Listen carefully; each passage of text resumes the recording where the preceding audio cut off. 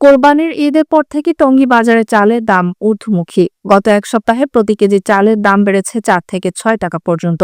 এতে মধ্যবিত্ত নিম্নবিত্ত মানুষের দৈনন্দিন জীবনযাত্রায় চাপ সৃষ্টি হয়েছে।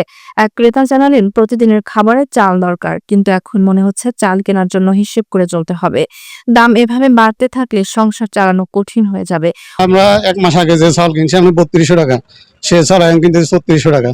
তাহলে বস্তা প্রতি 400 টাকা বাড়লো। 400 টাকা কেন বাড়ছে এটা তো আমরা বুঝতে পারি না।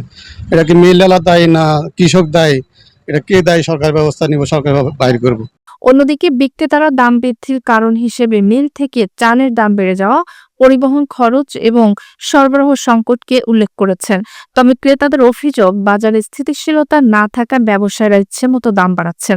একেকটা চালের ক্ষেত্রে একেক রকম। বিশেষ করে এখন আসলে চাউলের মোটামুটি ভর মৌসুম, সিজনের ৩ মাস হলো।